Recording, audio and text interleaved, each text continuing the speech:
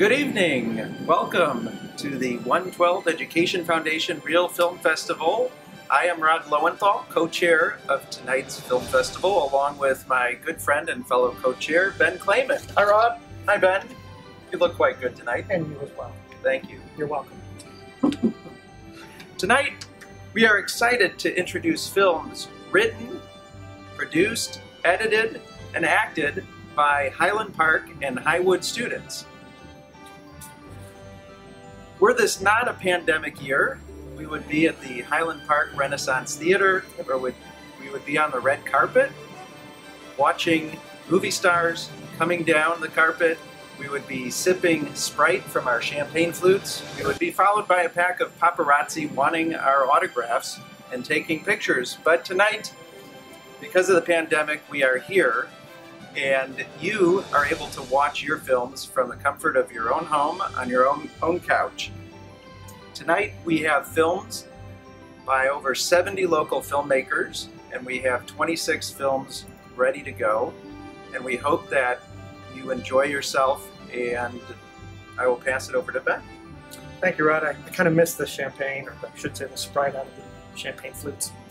For those of you attending the 112 Real Film Festival for the first time, you're in for a real treat. The Film Festival is just one of the many fabulous events that is put on by the 112 Education Foundation. For those of you not familiar with the 112 Foundation, we were established over 25 years ago. We're a not-for-profit organization, and we were established to enrich educational opportunities for the students attending schools in the 112 school district. As a voluntary organization, we use support from viewers like yourself to help the foundation support all of our many fabulous events. I'd like to recognize those filmmakers, as Rod mentioned earlier today, the students, for their time and efforts. We're looking forward to seeing the films. I'm sure they're going to be fabulous. And of course, the boundless energy, skill, and knowledge that our two CMA teachers provided, Laura Bartmans of Northwood and Elaine Allison of Edgewood. Great job. We really appreciate it. We are so fortunate to have both of them in our school district. And finally, we'd like to say a thank you to Sue Caden, the Executive Director for the 112 Foundation. She's done a great job, and of course she has helped to put together tonight's blockbuster. And finally, one last thing. We would be remiss if we did not mention one of our guiding forces behind the 112 Real Film Festival in its infancy, Chicago's own Milos Stehlik. Milos unfortunately passed away in 2019, right after the 112 Film Festival. As a movie critic, national movie critic, you might have heard Milos on WBEZ's National Public Radio, and he was the founder of Chicago's Facets Multimedia. Milos was passionate about film, and he was also passionate about children having their voice heard in film. We hope that his creative and enthusiastic spirit lives on in our film festival as it continues to grow. And as they say in Hollywood, on with the show.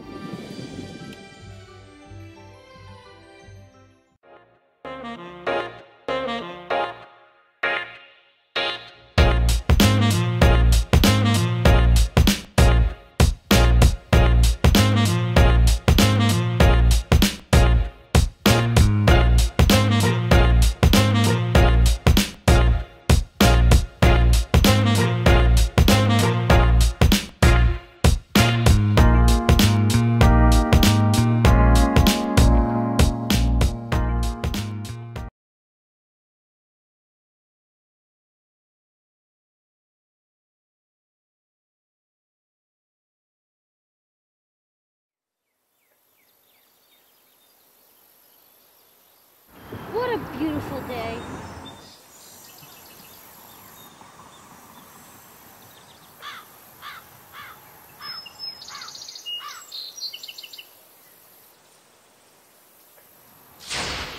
Hi, Ethan. What? Who said that?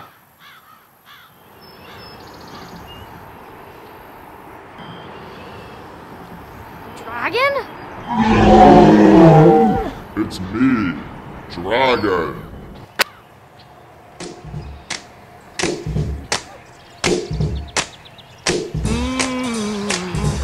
Light bulb.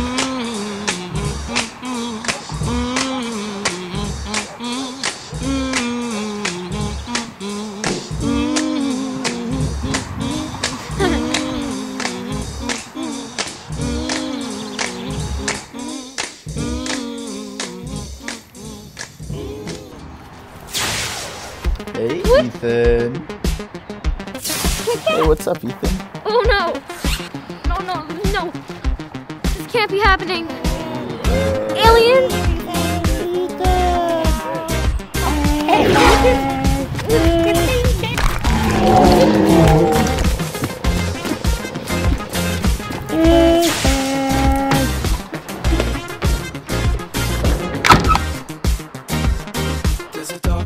Gotta get rid of these papers.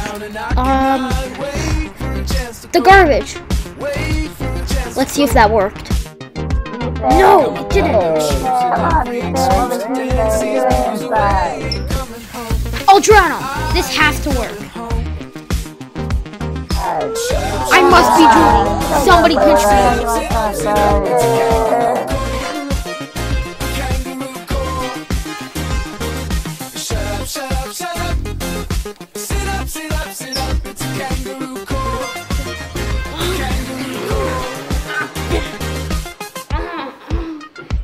This has to be the best thing I've ever drawn in my entire life.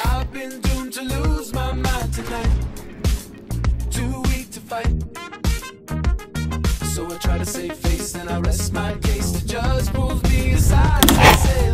Let your dog aside. You're there! Yes! You're very welcome, Ethan. Let's go! You're gonna save the world.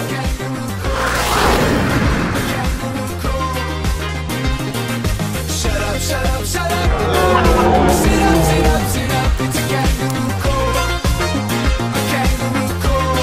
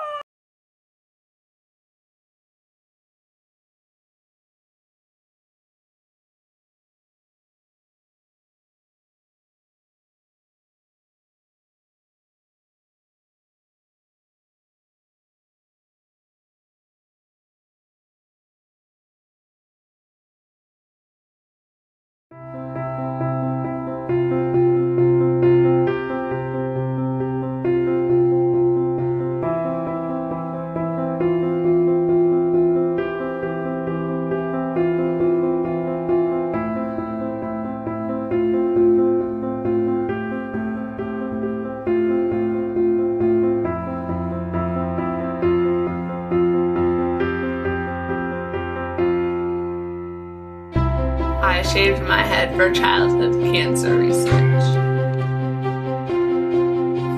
I rocked the ball. I shave my head and that's important to me. I shaved my head for my best friend. I shaved my head for childhood cancer awareness.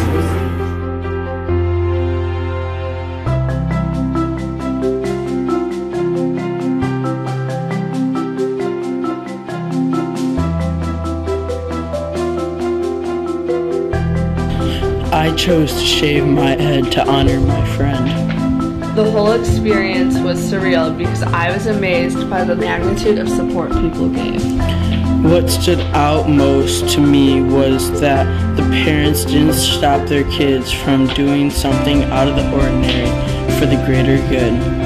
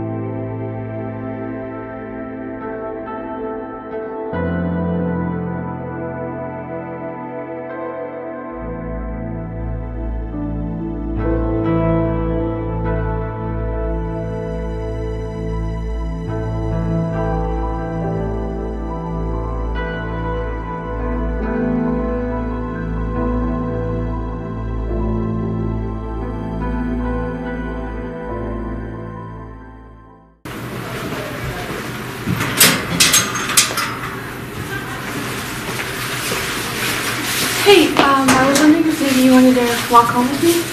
Sounds great, sure. Okay.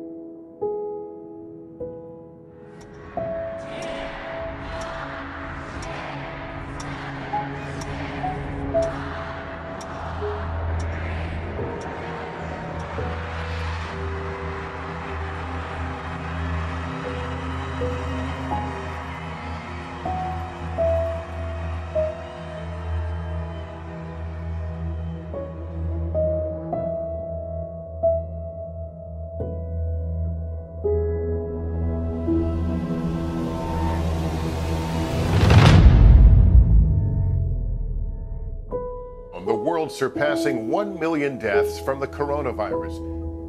The helicopter crash that killed Kobe Bryant, his daughter, and 7 others. I am officially declaring a national emergency.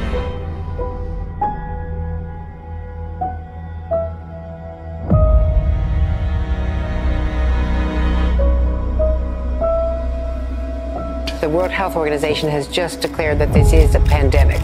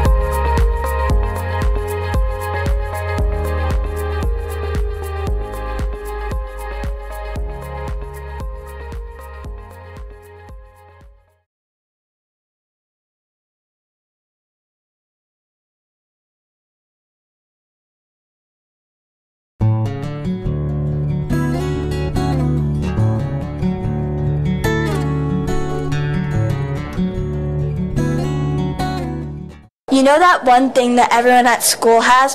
Whether it be a pair of shoes, a type of water bottle, or a necklace, we've all seen at least one item spread throughout the whole student body.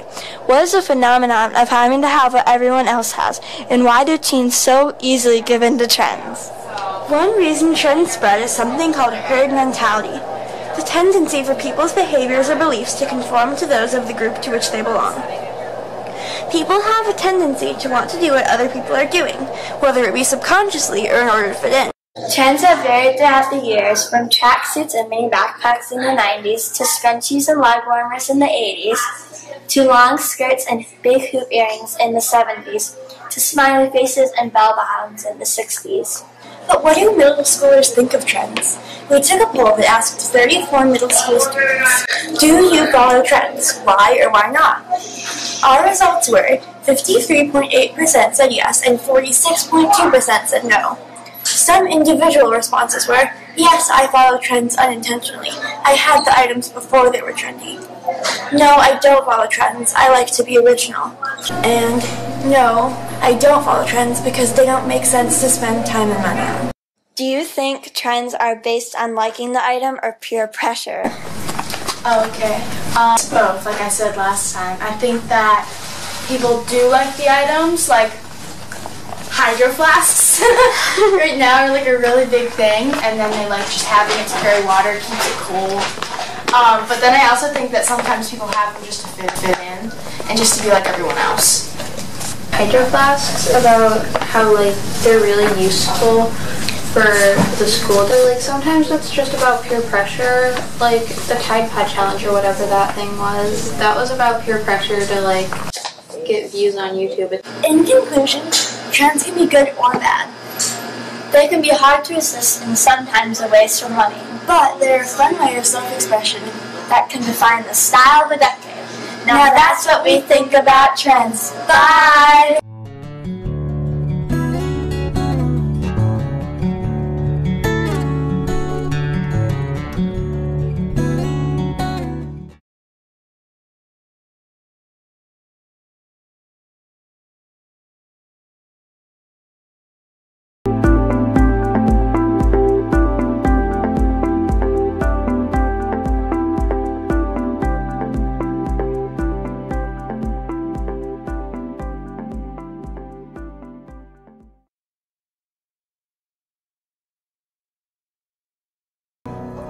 And all I gave you is gold.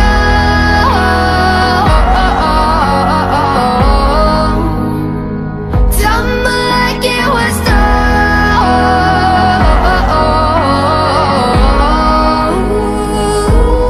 Thought we built a dynasty that heaven couldn't shake. Thought we built a dynasty like nothing ever made.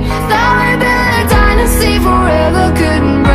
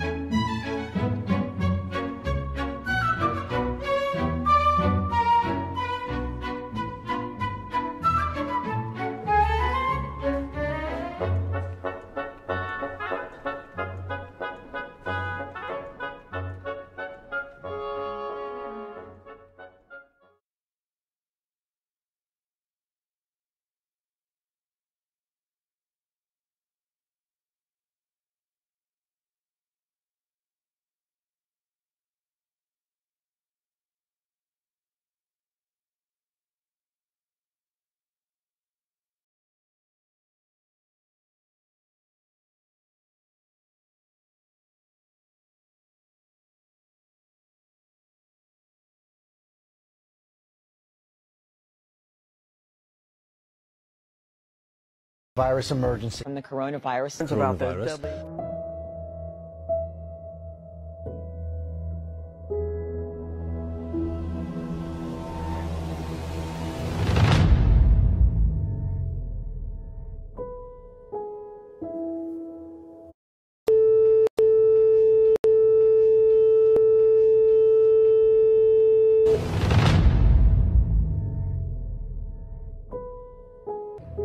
Make sure you're 6 feet apart. 6 feet apart. One word that describes your middle school experience. Interesting. Sudden. Annoying. Depressing. Different. Special. Confusing. Complicated. Difficult. Life in every way is sort of really different now. A lot of ways just that we have to think about everything, right? Like we used to be able to like leave the house and we just walk out of our house. And now I have to make sure, do I have my mask? And do I have my daughter's mask? Early on, we were very, very scared of COVID, and we didn't really have all of the equipment that we needed to help protect us from people who had COVID. All those other things, I think even too thinking about in the grocery store, if I used to walk past somebody, you know, I wouldn't really think anything of it. Now I'm always thinking, am I 6 feet apart? I think here at school too, it's really different. First, it was like, yay, extra couple weeks of no school. You know, we only right now have half of our kids here at school at a time. We're really excited in a few weeks to welcome everybody back into the building, but even looking at our students' faces, you know, this year we haven't had recess yet. We haven't had lunch yet. And it was just so different then. But mostly I think about, you know, when everything shut down.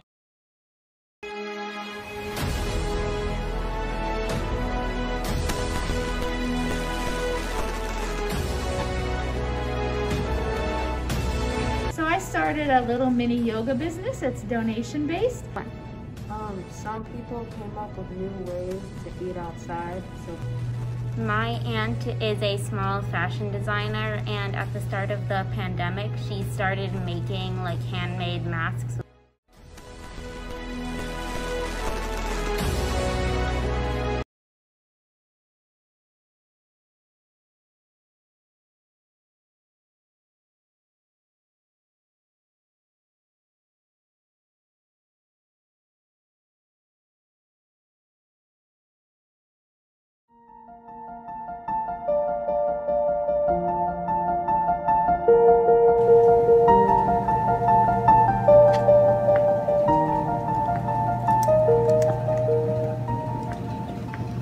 Polar bears are dying. Day in and day out, we affect their lives.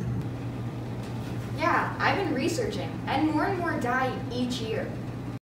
Yes, some even say that polar bears could be completely extinct by 2100.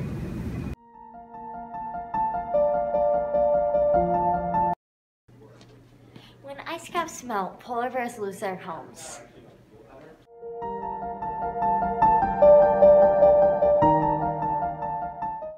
Climate change melts ice caps, leaving polar bears swimming for miles to find food. Polar bears spend 50% of their time swimming to find food.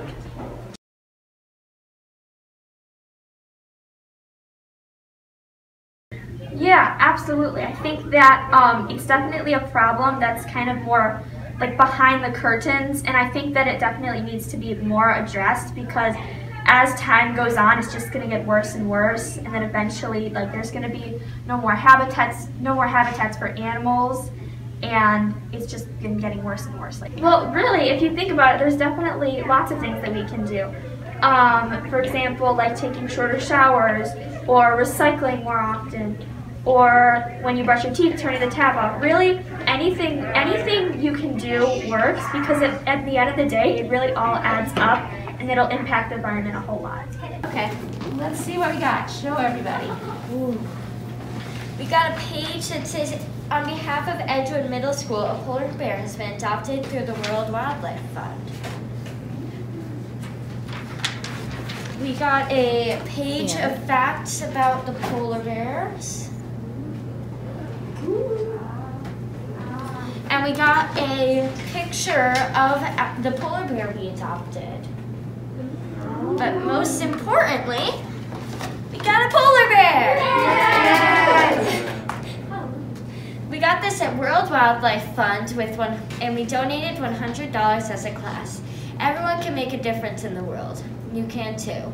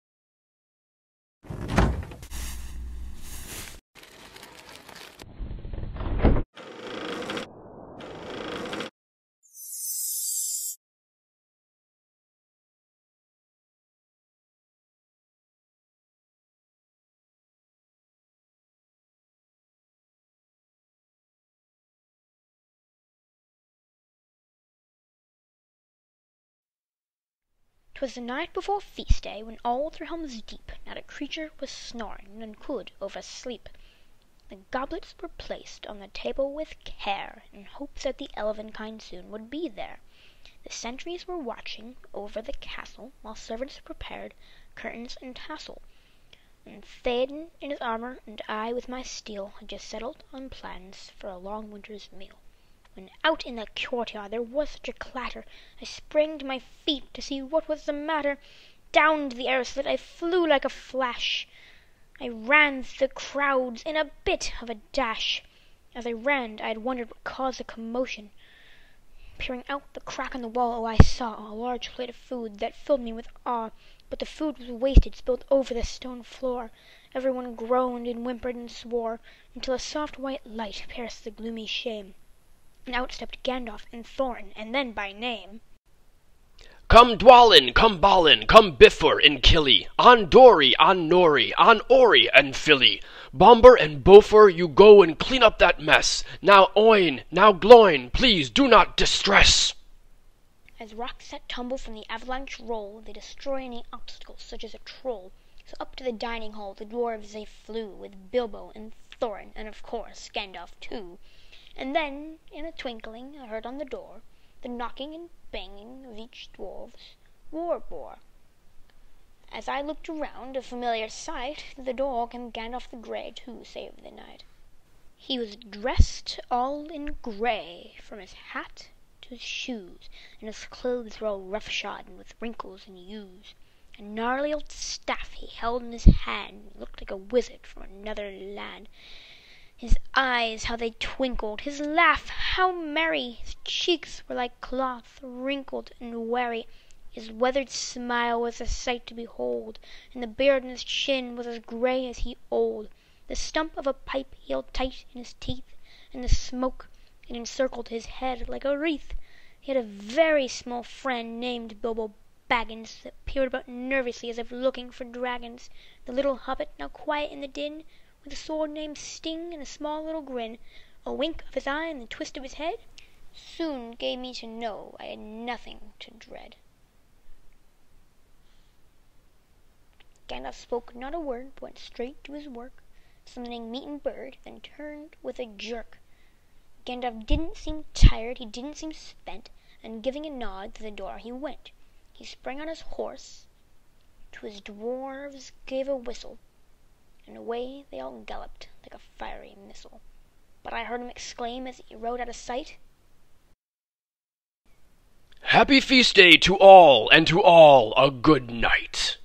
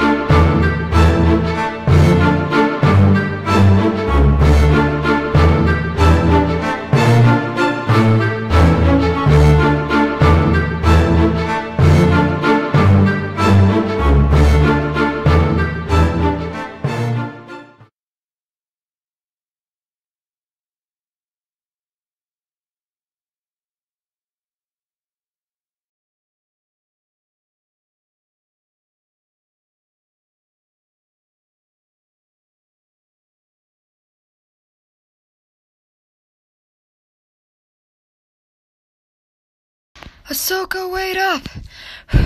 Oh, it's so hard to get to you. Ahsoka, what do you think we should do? I say we bomb it. Okay, I'm going. Okay, I got the bomb. Let's do this.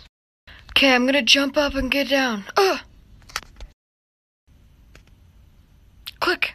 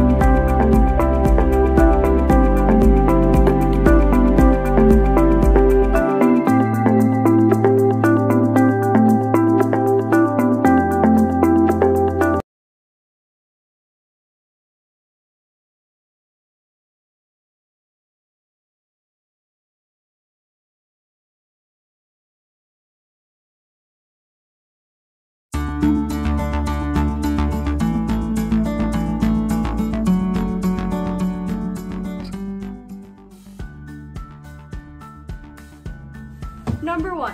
Think outside the box.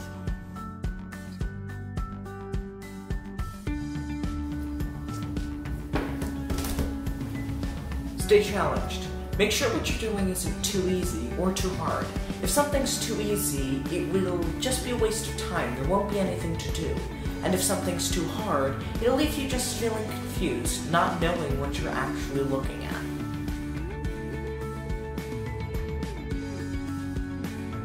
Tip number 3. Engage yourself.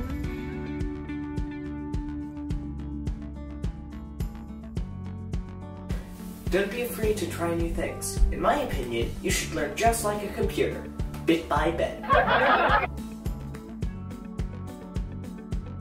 Number 5. Ask for help when you need it. After all, we are better together. Check out digital programs. Most libraries, museums, and universities have different programs for all ages, budgets, and schedules.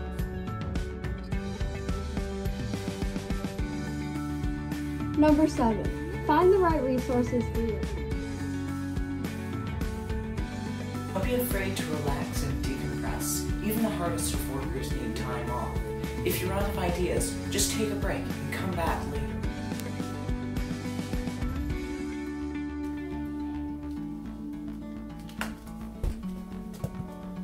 Stay in contact, talk to your friends, and make new friends. Find inspiration everywhere around you. Go for a walk. Walk your dog. Always be looking out for inspiration.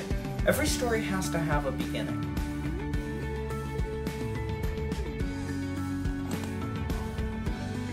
Number 10. Don't give up.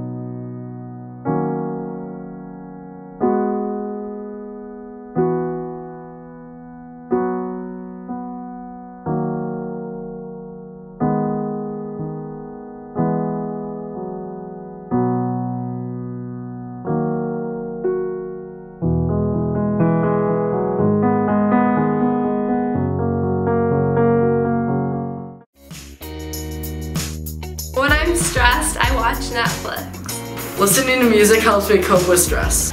Basketball really helps. Hanging out with friends helps me cope with stress. I like to hang out with my family. I play sports or do physical activity. Something that I cope with stress is talking to my friends about it or family. Something that helps me cope with stress is listening to music. Playing soccer helps me cope with stress.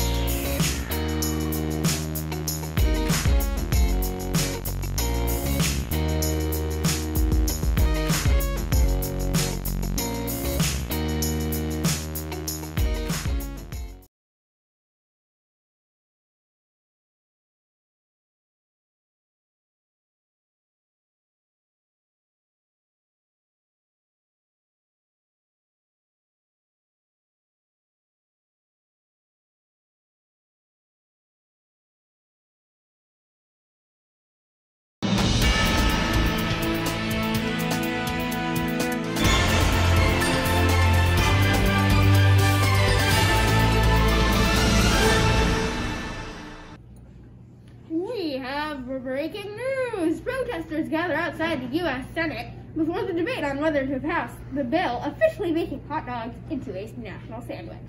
The protesters are holding signs and chanting, showing their support for the bill. We have a protester who has agreed to speak with us. Why do you support making hot dogs into a national sandwich? Well, I support the bill because I think hot dogs should be a part of a group. They're kind of like the letter Y, both a consonant and a vowel. But this time it's with hot dogs. My friend here also loves the bill, so I'm not crazy. I like the bill because it keeps me from sitting on the couch eating hot dogs. If you're not going to eat them, just support something that doesn't matter. Okay, we are going live to see the debate. Viewer discretion is very strongly advised. I support the bill because it will enhance our economy. People will buy more hot dogs. I mean, who does not love those hot dogs?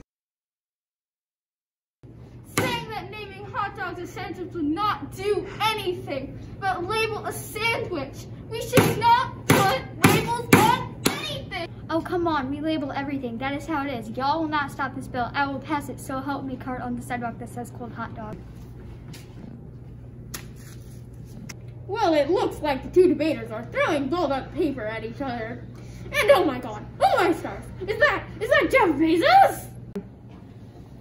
How much to shoot down that bill, Avery? Why do you care? Oh, because now we sell hot dogs or tacos t-shirts on Amazon.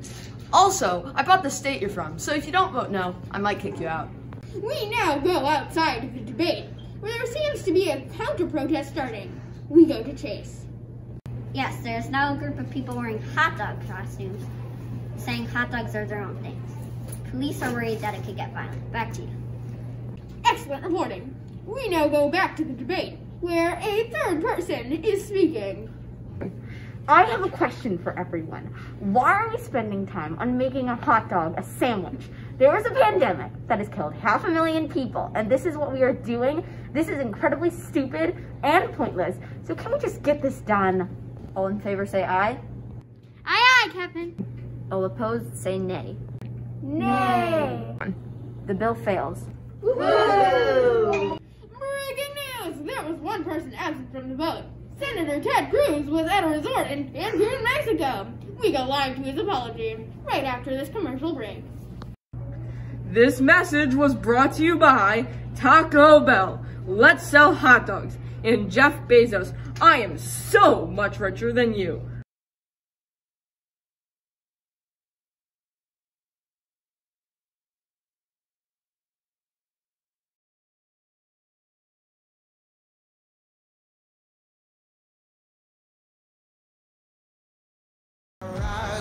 I rise up like smoke from a gun, like a brand new sun.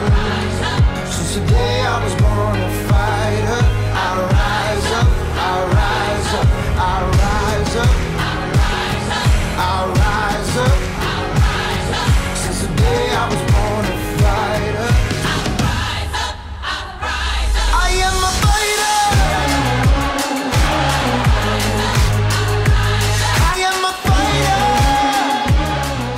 No one will ever suspect it's water. I am a fighter. I am a fighter. Fighter. Fighter. Fighter. Tofu Chico. From factory to home, icy cold.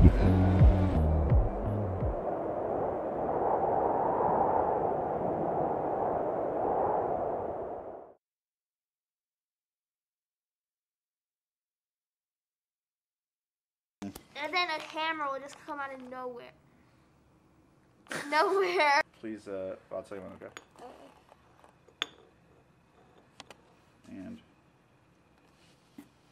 And action. Oh, really? What do you think? These are a lot stronger than we suspected. Alright, ready, go.